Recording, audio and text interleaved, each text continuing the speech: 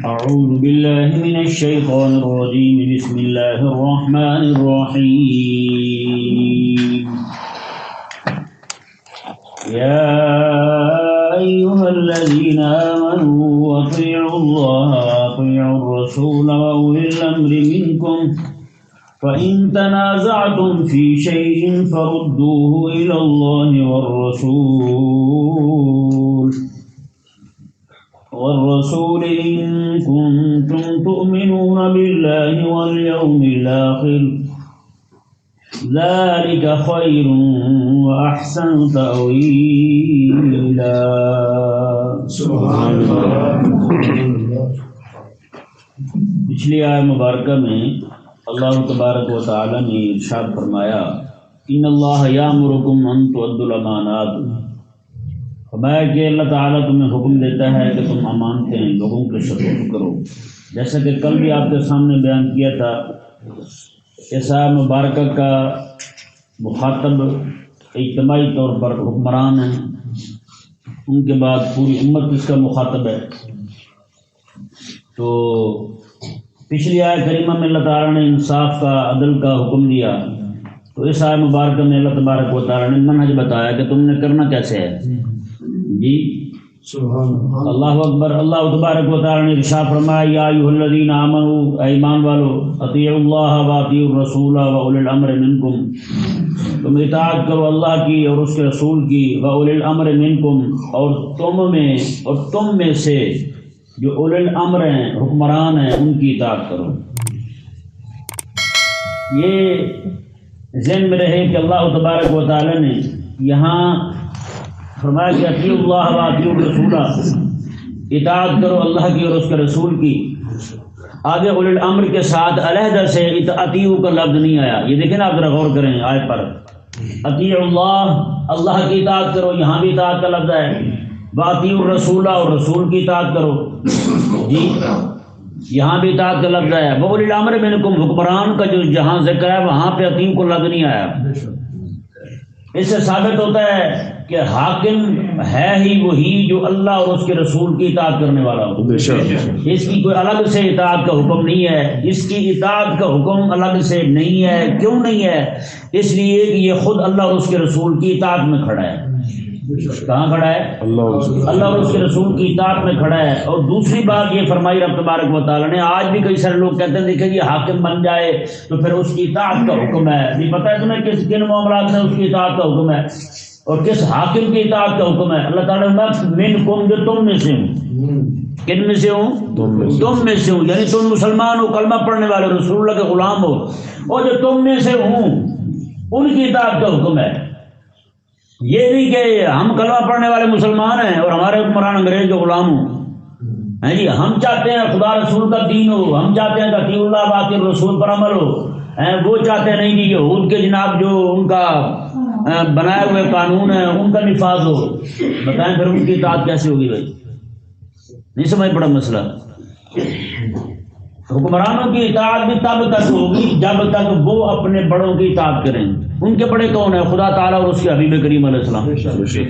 کہیں حاکم بھی ہم سے اطاعت کا مطالبہ کرتا ہے تو وہ بھی اپنے بڑے کی مانیں، وہ بھی اللہ تبارک و تعالیٰ کی مانیں، رسول اللہ علیہ السلام کی مانیں، ہم سے مطالبہ کرے.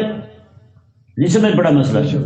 ظاہری بات ہے اگر وہ اپنے بڑوں کا باغی ہو جائے گا، جیسے مثال کے طور پر بچے چھوٹے ہوتے ہیں، وہ اپنے گھر میں اپنے ماں باپ کو دیکھتے ہیں کہ اس کے ماں باپ جو ہے اپنے دادا دادا کے ساتھ کیا کر رہے ہیں.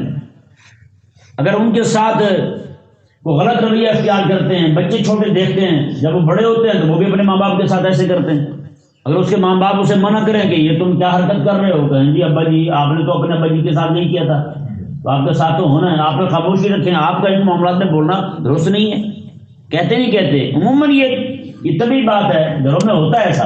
بچے یاد رکھتے ہیں، وہ کہتے ہیں ابا جی آپ نے اپنے بیٹے کے ساتھ کیا کیا تھا، اگر ہم نہیں کیا تو کیا مسئلہ ہوگا، اتنا بڑا گناہ تو نہیں کیا ہم نے. تو اسی طرح کر کے ہم اسی حاکم کی بات مانی جائے گی جو حاکم رب رسول کا فرما بردار ہو. جب رب رسول کا فرما بردار ہوگا، رسول اللہ علیہ السلام کی اطاعت کرے گا، اسی کی بات مانی جائے گی. یہاں یہ مسئلہ ذہن میں رہے. آگے اللہ تبارک و تعالیٰ نے ارشاد فرمایا فَإِن تَنَازَعْتُمْ فِي شَيْءٍ، جیسے اطاعت کن کاموں میں ہے اور کن کاموں میں نہیں، یہاں پر ایک دو مثالیں میں آپ کے سامنے رکھتا ہوں تاکہ آپ بات سمجھ آ جائے۔ جو احکامات رب تبارک و تعالی نے دیے وہ اطیع اللہ کے تحت آ گئے، قرآن میں جو کچھ بھی آیا، اور جو کچھ اس کی وضاحت کی، توضیح کی، اس کا بیان کیا کریم آقا صلی اللہ علیہ وسلم نے، وہ حدیث میں آ گیا۔ سمجھ آیا مسئلہ؟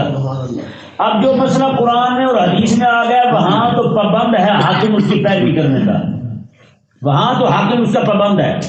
بھی رب نے تعالیٰ نے فرمایا کہ سود حرام ہے تو یہ سود تو کسی بھی طریقے سے حلال نہیں کر سکتا۔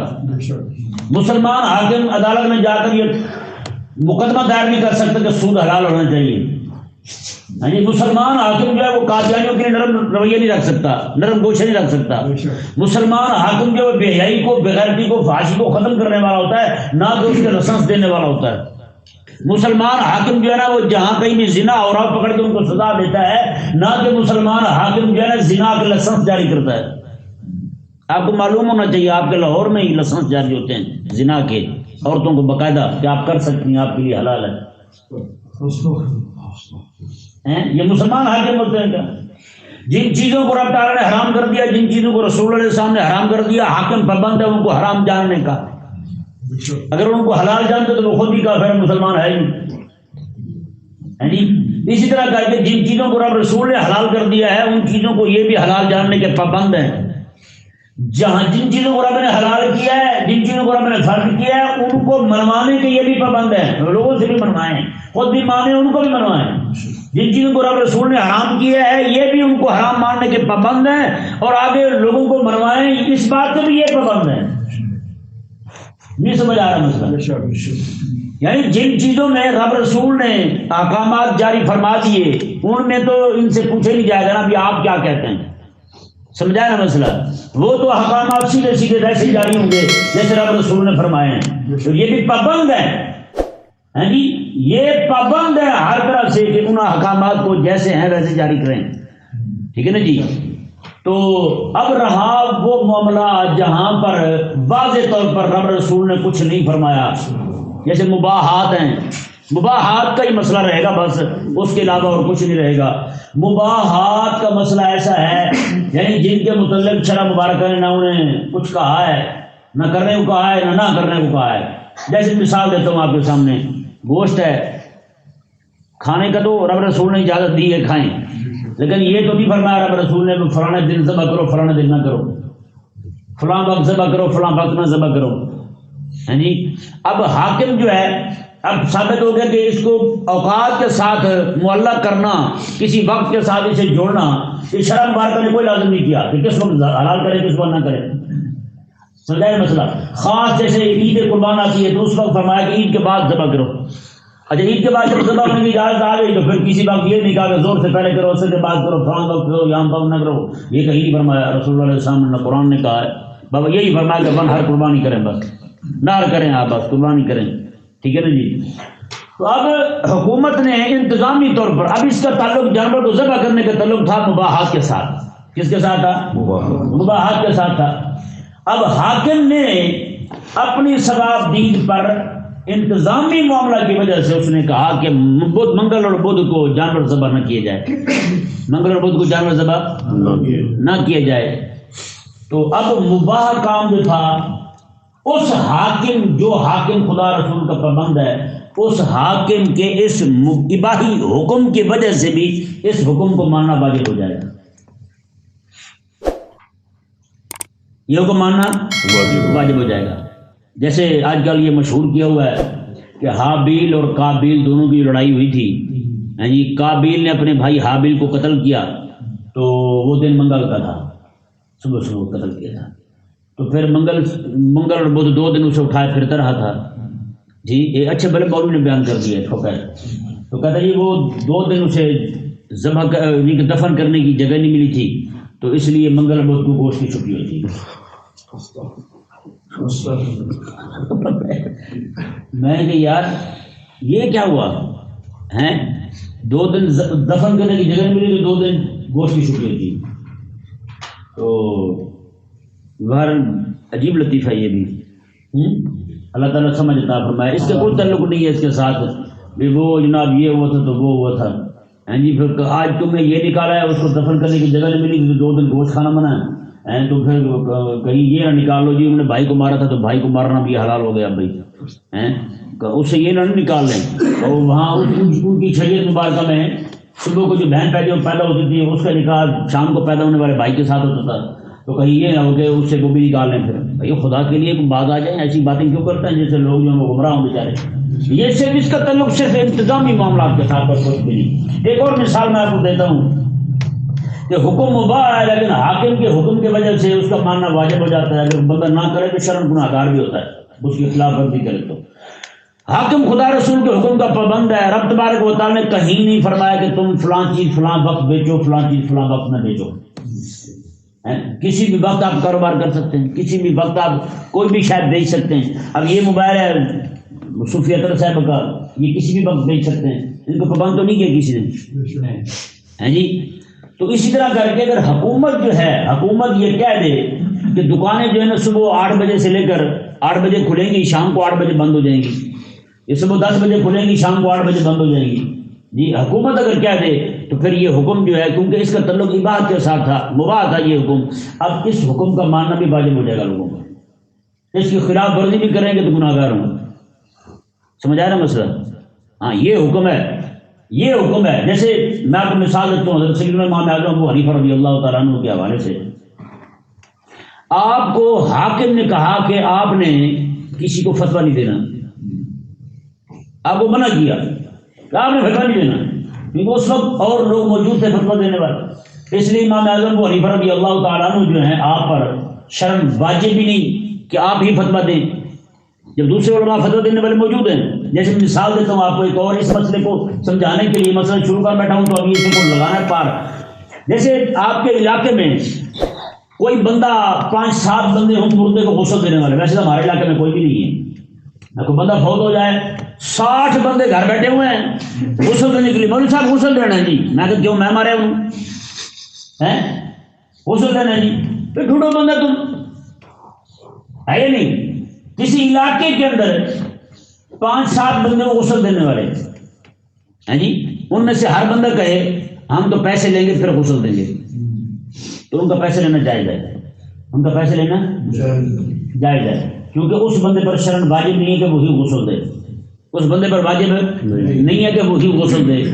تو اب چونکہ معاملہ وجوب سے نیچے آ گیا تو اب وہ بندہ جو ہے اپنی وجہ سے لے سکتا ہے، میں پیسے لوں گا پھر آؤں گا بھائی، ٹھیک ہے بھی جائز ہے۔ اب پورے علاقے میں بندہ ہی ایک ہے، اب اس بندے پر شرم واجب ہوگا کہ وہ غسل دے، اب وہ پیسے لیتے تو پیسے لینا اس کے لیے جائز نہیں ہے، اب اس کے لیے پیسے لینا جائز ہے نہیں، اب شرم واجب ہو گیا اس پر کہ یہ کام انجام دے وہ، اب اس کے لیے واجب ہو گیا اس پر، تو اب اس کے لیے پیسے لینا جائز ہے نہیں ہے۔ امام اعظم ابو حنیفہ رضی اللہ تعالیٰ کے دور مبارکہ میں اگر آپ اس علاقے پورے میں ایک ہی مفتی ہوتے تو پھر آپ پر واجب تھا شرم کہ آپ فتویٰ دیتے، پھر آپ نے حکومت کی بات نہیں ماننی تھی۔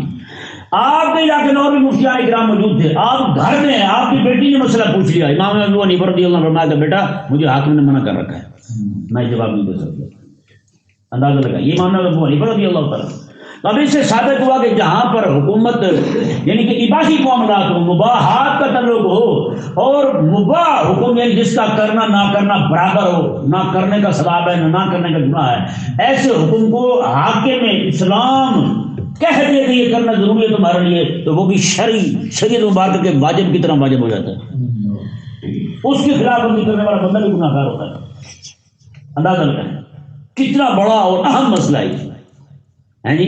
آج تو حاکم جو ہیں اپنی تو بات منواتے ہیں لیکن ان کے جو بڑے ہیں خدا رسول ان کی بھی مانتے ہیں، اب لوگ منہ کھا گئے حکومت کی بات ماننی چاہیے، کیوں دیکھیں گی یہ ہے وہ ہے، تو بھائی رب کی بھی ماننی چاہیے، رب تبارک و تعالیٰ نے تمہیں حکومت دی ہے، نظام دیا ہے، تو تم رب تبارک و تعالیٰ کی اور اس کے حبیب کریم صلی اللہ علیہ وسلم کی مخالفت کر کے تم کون سے حاکم بننا چاہتے ہو بتاؤ۔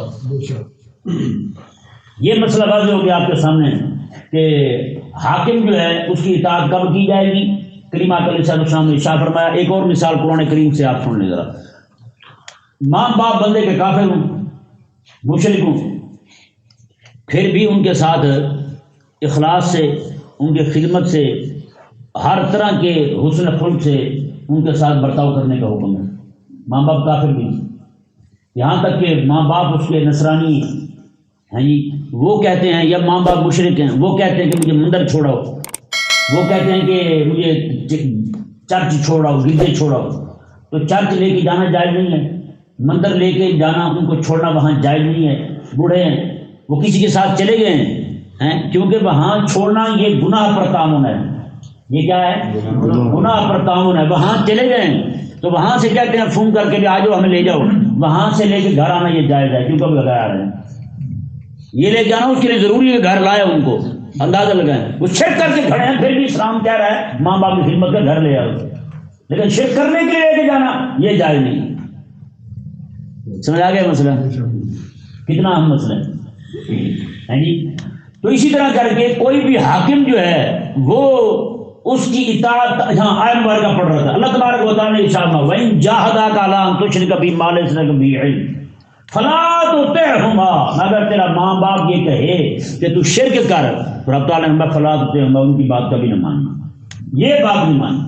وہ کہیں ہمیں فلاں چیز دو، وہ کہیں فلاں چیز دو، وہ دو تم، وہ واجب ہے تم پر، شریعت واجب کر رہی ہے تم پر، ہاں جی، کیونکہ دیکھا ماں باپ جو ہے نا اس کے لیے بطور حاکم کے بن رہے ہیں، ہاں جی، اگر وہ نہیں لے کے دے گا وسعت کے باوجود پھر گناہ گار ہوگا، گناہ گار ہوگا، وسعت کے باوجود، طاقت کے باوجود وہ لے کر کے ان کو نہیں دے گا، ان کی خدمت نہیں کرے گا طاقت کے باوجود، تو وہ گناہ گار ہوگا۔ اب تھا تو اباہی معاملہ، لیکن ان کے کہنے سے وہ واجب ہو گیا، اس پر عمل کرنا ضروری ہو گیا۔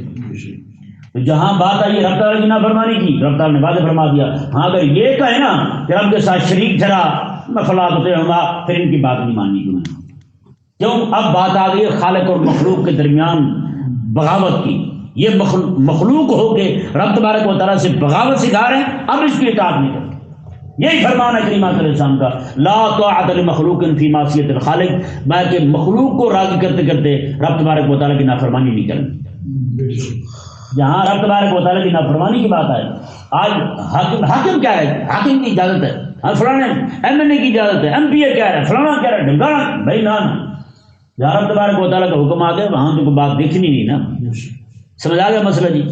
اب دیکھیں جی اس آیت مبارکہ کا آخری حصہ جو ہے اللہ تعالیٰ نے ارشاد فرمایا فَإِن تَنَازَعْتُمْ فِي شَيْءٍ فَرُدُّوهُ إِلَى اللَّهِ وَالرَّسُولِ فرمایا إِن كُنتُمْ تُؤْمِنُونَ بِاللَّهِ وَالْيَوْمِ الْآخِرِ، میں کہ اگر تمہارا جھگڑا ہو جائے کسی شے میں، ظاہر بات ہے یہ جھگڑا حکمرانوں کا آپس میں بھی ہو سکتا ہے، مسلمان حکمرانوں کا اور مسلمان حکمرانوں کا عوام کے ساتھ بھی ہو سکتا ہے، یہ جھگڑا ہوگا وہاں جہاں مباحات کا معاملہ ہوگا، یعنی جن معاملات میں خدا رسول نے واضح حکم کو نہیں دیا ان معاملات میں جھگڑا ہوگا، جہاں خدا رسول نے کیا دیا وہ تو کہہ دیا ہے، اس پر تو عمل ویسے کا ویسے ہوگا، منوان عمل ہوگا، اس پر جیسا ہے ویسے ہی عمل ہوگا، لیکن جہاں رب تبارک و تعالیٰ نے رسول کریم صلی اللہ علیہ وسلم نے واضح طور پر نہیں فرمایا تو وہاں تو ظاہر بات ہے وہاں اختلاف ہوگا، لیکن اب بتائیں غور کریں ذرا، یہاں تو ہمارے یہ حکمران اختلاف کیے بھی کہاں بیٹھے ہیں جہاں رب تبارک و تعالیٰ نے واضح فرما دیا، کسی اور عمل کے لیے حضور نے یہ فرمایا نہیں کہ یہ عمل کرنا ایسا جیسے اپنی ماں کے ساتھ زنا کرنا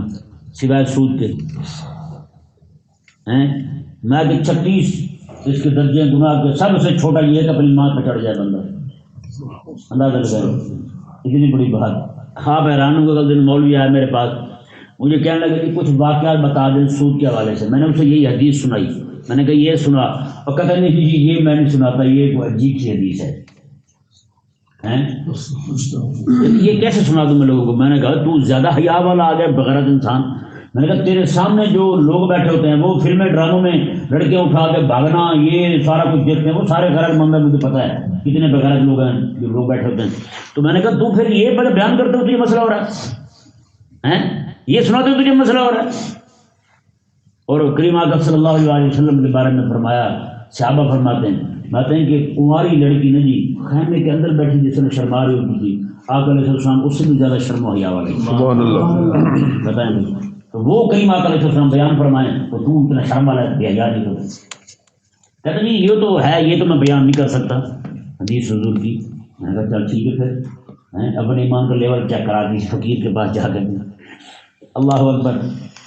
اللہ تبارک و تعالیٰ نے ارشاد فرمایا فَإِن تَنَازَعْتُمْ فِي شَيْءٍ فَرُدُّوهُ إِلَى اللَّهِ وَالرَّسُولِ، میں کہ اگر تم باہم جھگڑا کر بیٹھو کسی شے میں تو پھر تم اپنے معاملے کو اللہ اور اس کے رسول کی طرف لوٹاؤ۔ اب بات یہ ہے سوچنے کی کہ اگر وہ معاملہ قرآن اور حدیث میں واضح طور پر آ چکا ہوتا تو پھر تو اختلاف ہی نہ ہوتا، اگر اختلاف آ چکا ہے تو پھر فرمایا کہ تم خدا رسول کی طرف کی بات لوٹا دو، مطلب قرآن میں دیکھو، حدیث میں دیکھو۔ اب دیکھنا کیسے ہے اور دیکھنا کس نے ہے؟ یہ دیکھنا ہے فقہا نے، یہ دیکھنا ہے علماء نے۔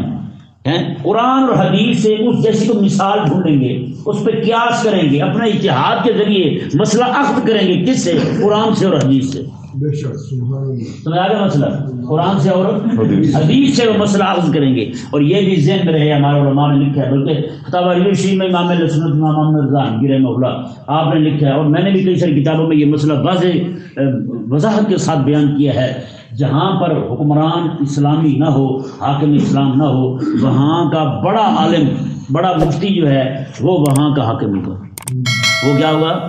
وہ حاکم ہوگا، ٹھیک ہے نہیں؟ وہ حاکم ہوگا، اسی کی اطاعت کی جائے گی، اسی کی بات مانی جائے گی، اس حاکم کی، یعنی کس کی؟ اس عالم کی، اس مفتی کی، اس فقیہ کی بات مانی جائے گی۔ سمجھا رہا مسئلہ؟ اس آیت مبارکہ نے واضح کر دیا کہ کن معاملات میں اختلاف ہوگا ان کا، اور اختلاف ہو جائے تو پھر کیا کرنا ہے۔ اللہ تعالیٰ نے فرمایا کہ تمہارا اختلاف ہو جائے تو تم نے اللہ اور اس کے رسول کی طرف دیکھنا ہے، ان کے احکامات سے مسئلے کو استنباط کرنا ہے، مسئلے کو اخذ کرنا ہے، پھر اس پر عمل کرنا ہے تم نے۔ ہاں، اللہ تعالیٰ نے کہیں نہیں فرمایا کہ میرا قرآن بھی موجود ہو تو پھر تم اپنی کوٹوں کے اندر انگریز کے فیصلے جاری کرو، انگریز کے فیصلے نافذ کرو۔ رب نے یہ نہیں فرمایا کہیں بھی میں کہ میرا دین بھی موجود ہو، میرے نازل کیے ہوئے فیصلے بھی موجود ہوں، پھر بھی تم جناب یہود و نصارہ کے جناب ان کی جمہوریت کو لے کر کے بیٹھے ہو۔ یہ کہیں اجازت نہیں دی رب تبارک و تعالیٰ۔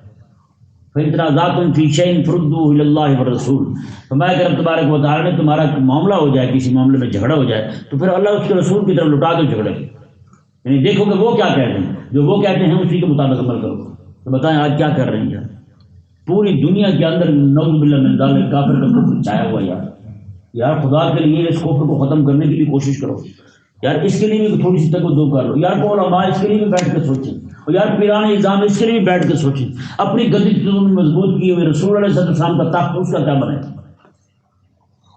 اپنی پیری مریدی کے اپنے آداب تم لوگوں کو آپ نے ایسے بیان کیے جیسے تم نعوذ باللہ من ذالک رسول علیہ السلام کے آداب جو ہے نا وہ اپنے لیے بیان کرتے ہیں، پیر اپنے لیے بیان کرتے ہیں، لیکن رسول اللہ علیہ السلام کا جو لایا ہوا دین ہے، جس دین کے لیے حضور کا خون بہا ہے، جس دین کے لیے کریم آقا علیہ السلام کے خاندان کو 3 سال تک کے لیے معصوم رکھا گیا، جس دین کے لیے آقا علیہ السلام کے چچا حضرت امیر حمزہ رضی اللہ تعالیٰ عنہ شہید ہوئے، جس دین کے لیے آقا علیہ السلام کے صحابہ کرام علیہ رضوان اسی دین اور اسی نظام کے لیے بھی حضرت ابوبکر صدیق رضی اللہ عنہ کو زہر دیے گئے، آقا علیہ السلام کو زہر دیے گئے، حضرت عمر رضی اللہ عنہ کو مصلی پہ شہید کیا گیا نماز پڑھاتے ہیں، حضرت عثمان غنی رضی اللہ عنہ اسی نظام کی وجہ سے، اسی نظام کے دفاع میں آپ نے اسی نظام کو نہیں چھوڑا، میں نہیں چھوڑ سکتا اس نظام کو جو رسول اللہ علیہ السلام نے عطا فرمایا نہیں ہے جی۔ حضرت عثمان غنی رضی اللہ عنہ کو 40 دن پانی بند کر کے آپ کو شہید کر دیا، مولا علی رضی اللہ عنہ کو صبح کی نماز کے بعد لوگوں کو جگا رہے تھے، اٹھو نماز پڑھو، مسجد میں داخل ہونے لگے آپ کو شہید کر دیا، امام حسن کو شہید، امام حسین رضی اللہ عنہ، امام حسین رضی اللہ عنہ اسی نظام کے دفاع میں، اسی نظام کا دفاع کرتے ہوئے، اسی نظام کو بچاتے ہوئے آپ شہید ہوئے، آپ کے 72 جو ہیں آپ کے جانثار، آپ کے ساتھی، آپ کے ماننے والے، آپ کے محبت والے، آپ کے گھر والے، بھتیجے بھانجے آپ کے شہید ہوئے، بتائیں۔ تو پھر وہ نظام جو ہے نا اس نظام کے کھڑا کرنے کے لیے، اس نظام کو زندہ کرنے کے لیے، بھائی تم یہ تو کہتے ہو کہ جناب ایک سنت زندہ کرو تو 100 شہیدوں کا ثواب ہوتا ہے، وہ پھر سنت یہ والی زندہ کرو نا حضور کی، یہ والی سنت کب زندہ کرو گے یار؟ سب سے بڑی سنت تو ہے ہی نہیں، اس سنت کے ساتھ باقی سنتیں منسلک ہیں، اس سنت کے ساتھ باقی فرض منسلک ہیں، جی بتائیں نا۔ اللہ تبارک و تعالی نے ارشاد فرمایا ذالک خیر و احسن تاویلا، میں یہی بات بہت بہترین ہے اور یہی بہت اچھی بات ہے بطور انجام کے، یہی بات اچھی ہے بطور انجام کے، اور یہی بات بہترین ہے کہ اللہ تبارک و تعالیٰ نے فرمایا تمہارا معاملہ ہو جائے تو تم نے اطاعت کرنی ہے اللہ کی اور اس کے رسول کی اور حکمرانوں کی، حکمران بھی وہ جو تم میں سے ہو، جو تم میں سے ہو، یعنی ابو بکر ہم میں سے، حضرت عمر ہم میں سے، حضرت عثمان ہم میں سے، مولا علی ہم میں سے، یعنی یہ حکمران جو ہیں اللہ تبارک و تعالیٰ یہ تم میں سے ہیں، ان کی اطاعت کرو۔ بتائیں نا بھائی، آج یہ جو آئے ہیں حاکم وہ ہے، اختلاف ہو تو اللہ اور اس کے رسول کی طرف دیکھے، ان کا اختلاف ہو جائے تو امریکہ کی طرف دیکھتے ہیں، ان کا اختلاف ہو جائے تو یہودیوں کی طرف دیکھتے ہیں، ہاں ابا جی کب آ رہے ہیں آپ ہماری مدد کو۔ اللہ تبارک و تعالیٰ نے ارشاد فرمایا کہ تمہارا اختلاف ہو جائے اللہ اور اس کے رسول کی طرف دیکھنا، یہ بات بہت بہترین ہے اور یہی بات اچھی ہے انجام کے، اس کا انجام بھی بڑا سنا ہے، اللہ تعالیٰ سمجھنے کی توفیق۔